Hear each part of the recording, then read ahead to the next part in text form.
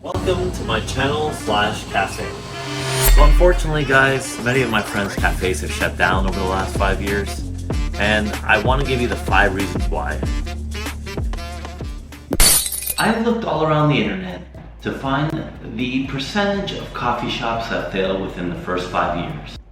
And what I found is they're all full of shit. You have one website saying 80% of coffee shops don't make it to 5 years. You have another website saying 22% of coffee shops don't make it to 5 years. You have another one that says 75% of coffee shops don't make it to their first year. Another one saying 35% don't see the second year. The results are inconclusive, and I'm here to tell you that the majority of coffee shops don't make it to 5 years, and a lot are closing every single day. And I built this channel so you wouldn't have to be part of that statistic.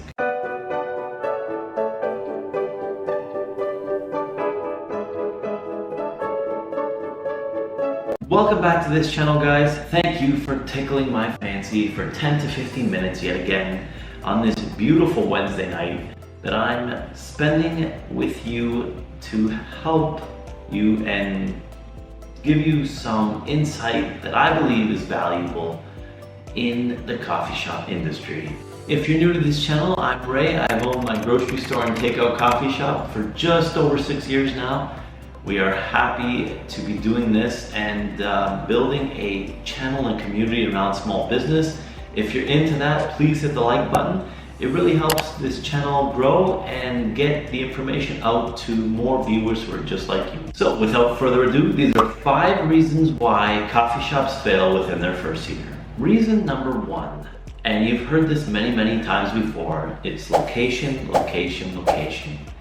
If nobody knows where you are, they will never be able to try even the best coffee cup in the entire world. So with location comes an inadequate foot traffic. If you don't have people every day walking by your shop from offices, schools, parks, just people around the coffee shop at all times walking around, your sales volume will be down without you doing anything wrong. This is why I always recommend to find a place near offices and busy working locations, downtown districts, before you even start setting up anything else. It really boils down to a numbers game. If you don't have enough people passing by your shop, you will get less people coming in your shop.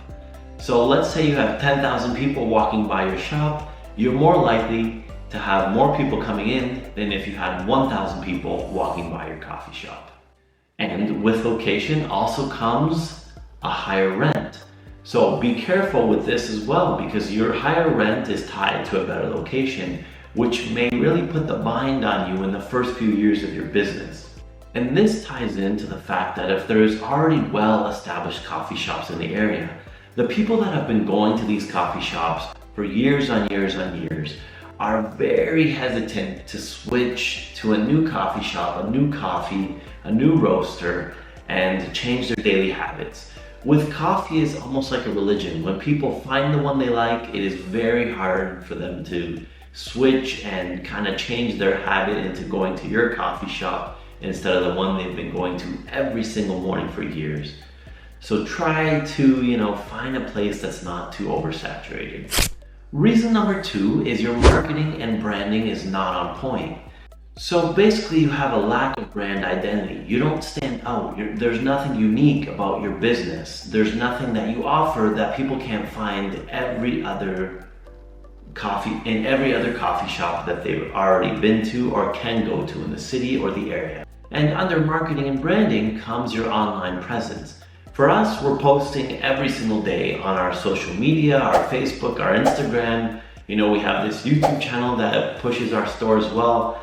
And to be honest with you, if we weren't online, we probably would have 30% less sales. That's just me, giving a general number. With our posts, people see them because people tend to spend 6 to 8 hours a day on their phone now. And if you are able to get in front of them on the device that they're already using every single day, they are more likely to engage with you, comment, check out your products, go to your website.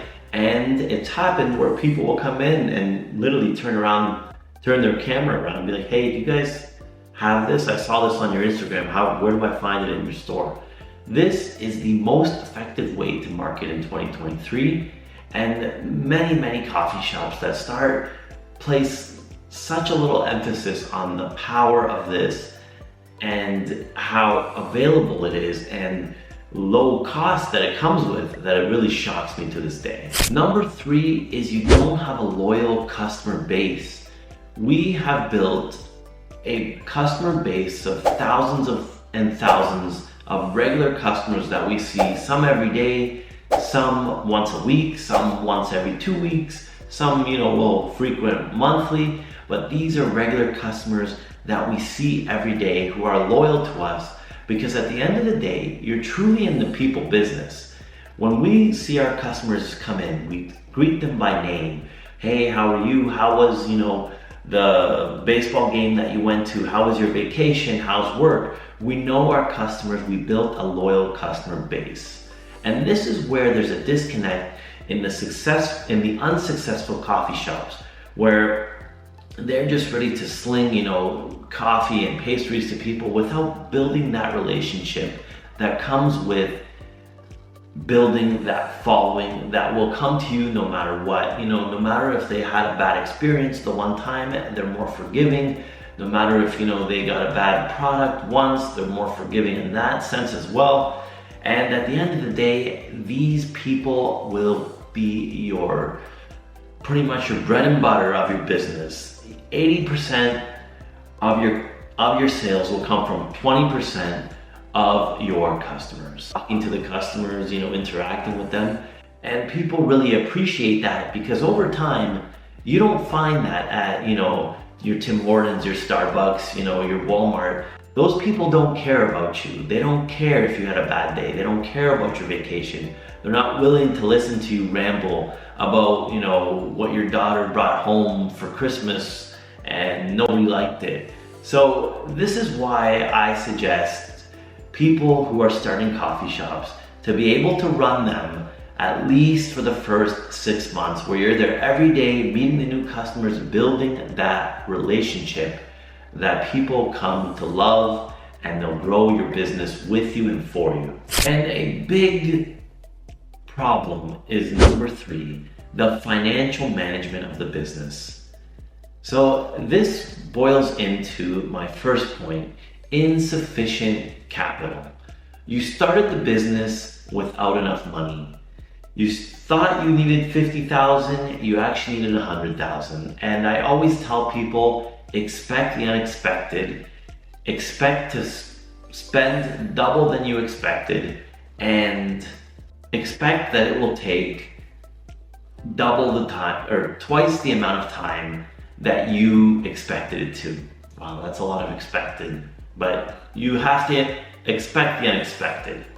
I cannot tell you the unfortunate reality of people that I've known that have started businesses, they had huge grand opening parties, and the next day they can't open the doors anymore because they ran out of money and couldn't cover their first and last month to their landlord. Under this one is your inaccurate pricing. Certain things are priced way too high and no one's buying them, so they're spoiling. Other things, you're pricing them way too low and you're giving them away for free. You really have to find your margins on each product where they are a perfect balance of selling fast enough so you're not left over with spoilage, and that they are that they're high enough where you're still making money off each and everything that goes out the door. And I'll be honest with you guys, at first it was a very hard learning curve. We had a lot of waste where we were throwing out more and more product than we ever thought imaginable, because simply some of the things we had didn't need to be on the menu. Some of the things we also carried were priced way too high. And there'd be times where I would carry a huge bin of waste that we couldn't use or give away because it was far too spoiled into a dumpster. And that is legitimately like throwing money down the drain. Reason number 4 is your quality control issues. So again, when you don't care or have the ability to watch the quality of the product going out the door, this is when your customer will not return if they get 1 or 2 bad products. It is said in the industry that when a customer has a bad experience, they'll tell 20 friends. When they have a good experience, they'll tell 2. So put that into perspective. We want to maintain a consistent quality of our coffee. So people get the same cup in 2018 on December 1st and the same cup of coffee on January 3rd, 2024.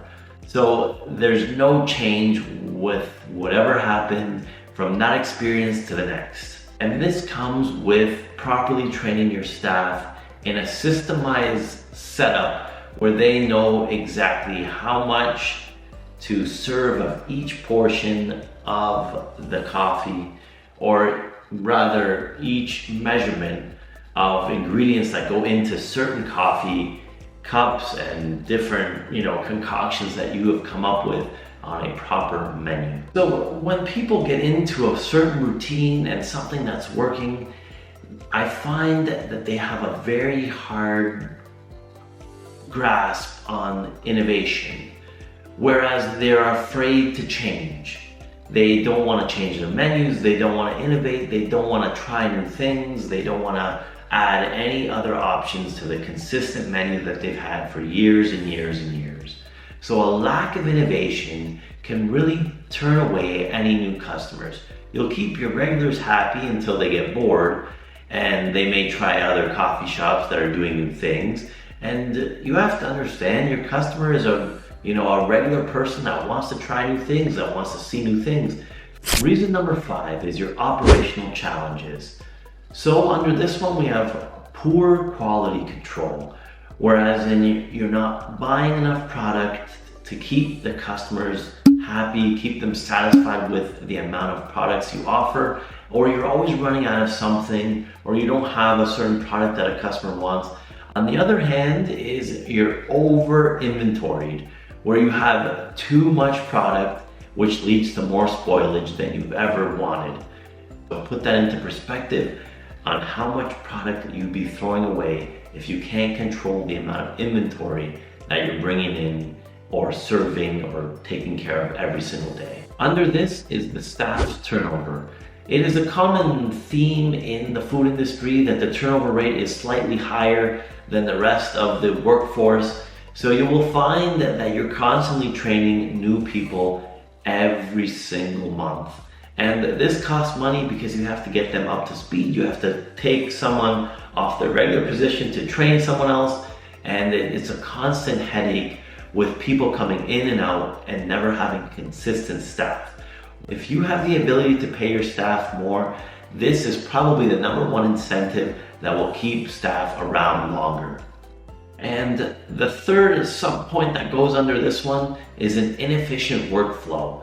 This is a very heavy labor-intensive job. So it's going to take 2 to 3 people who are working together in a good workflow for them to actually get that line moving. Because I can tell you, the most impatient people in the world are those people who are late for work, who are trying to get a coffee from your coffee shop. And what happens, and you don't think it's a big deal, when people get frustrated in line and go somewhere else, they tend not to come back. You losing customers, and those people telling other people that it's too long of a wait, don't bother. If they're gonna have coffee in the morning, it's too long, I was late for work because of them.